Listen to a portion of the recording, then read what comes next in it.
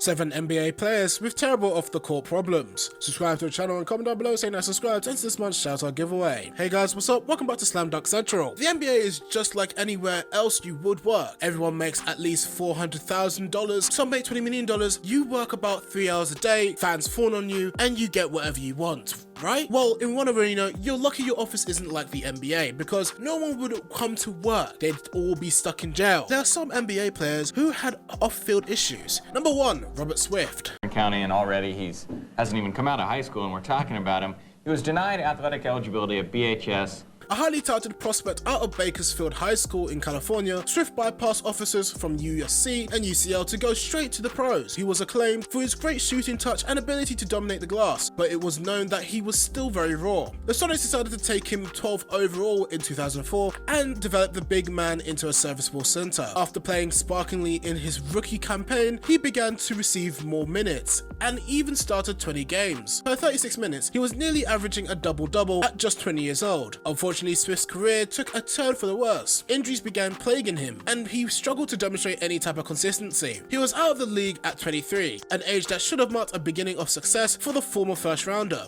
After falling off the face of the earth for 3 years, his name resurfaced for all the wrong reasons. After declaring bankruptcy and facing foreclosure, Swift squatted in his Washington home until he was forced out. What he left behind was a career unfulfilled with beer bottles, prescription pills, and amateur accolades lining their residence. The house was in such a poor shape, it only sold at half its original value. Swift's home and life had fallen apart. Number 2, Antoine Walker. He scored 61 more points than the opponent in that quarter. After making 3 All-Star teams in his first 7 seasons, the former 6th overall pick looked poised to be the face of the Celtics along with Paul Pierce for years to come. However, he was traded just before the 2004 season by new club executive Danny Ainge in a deal that shocked the league. Though he still had moderate success during the rest of his career, Walker was plagued by problems off the court that ended his stint in the league prematurely at age 31. In 2009, he was cited for a DUI. Later that year, it was revealed that Walker accrued over $800,000 in gambling debts. In 2010, Walker filed for Chapter 7 bankruptcy with debts in excess of $12.7 million.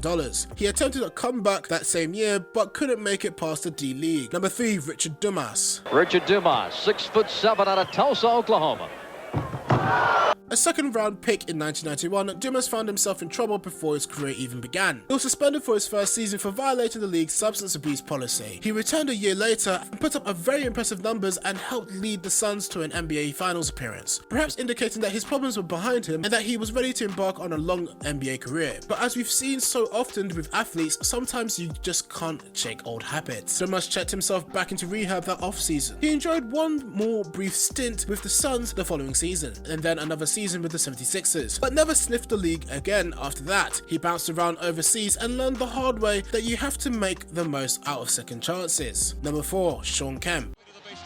Slapped away from behind, Ricky goes back to get it, fires it cross court, Kemp's got it right up into the alley. A true high flyer, Kemp was one of the most exciting players to watch in his era of the NBA. His amazing athleticism and scoring touch, coupled with tough interior defense, made him one of the stars of his time. Unfortunately, after being named an All-Star for 6 consecutive seasons, his career took a turn for the worse. Kemp had signed a long-time contract with the Supersonics just before a rapid increase in NBA salaries and was upset with Seattle management for refusing him a rightful raise. After threatening to sit out the season, the Supersonics decided to trade the Rain Man to the Cleveland Cavaliers. He was never the same player again, battling weight problems that crippled his explosiveness and eventually entering rehab for cocaine and alcohol abuse. Number 5, Gilbert Arenas. Agent Zero was one of the most prolific scorers in the league for much of the 2000s, and after missing all but 2 games due to injury in 8 and 09, he came back with a vengeance the following season. However, 32 games into the schedule, it was reported that Arenas had been storing unloaded guns in his locker at the arena. This led to a suspension until the investigation was completed that summer, during which he pled guilty to his felony charge of carrying an unlicensed gun. Arenas spent 30 days in a halfway house and was put on probation for 2 years. He returned to the team for the start of the next season, but was traded just 24 games in. Just 29, Arenas still seemed to have some great basketball in front of him. Now, only 4 years after the gun incident, he suited up for the Shanghai Sharks of the Chinese Basketball Association this past year. His career trajectory trajectory changed dramatically following his arrest, and he'd probably still be filling up box scores had he just been a little wiser. To make matters worse, even with all of that, he's still somehow the third highest paid player in a league that he doesn't even play in anymore. Number 6, Michael Beasley. At just 24 years old, there is still a ton of time for Beasley to turn his career around, but it seems more and more that we'll never see the potential that the former number 2 pick possessed coming out of Kansas State. He was regarded as a prolific offensive threat, and some draft experts even pegged him as a better player than the top pick in 2008, Derrick Rose. Beasley's problems began before he even reached the basketball court after he, Mario Chalmers,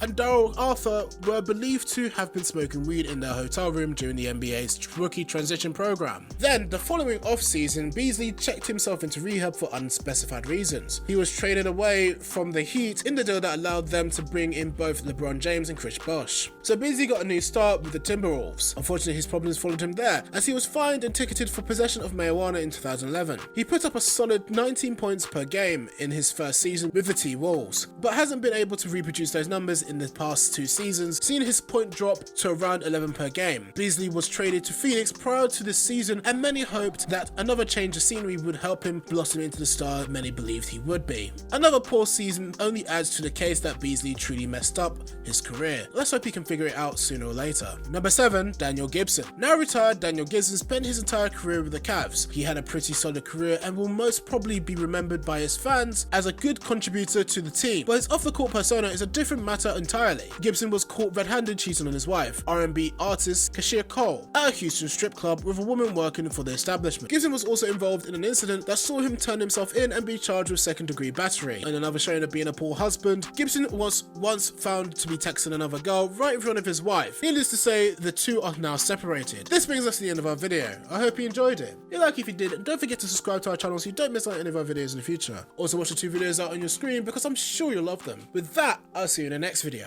Peace.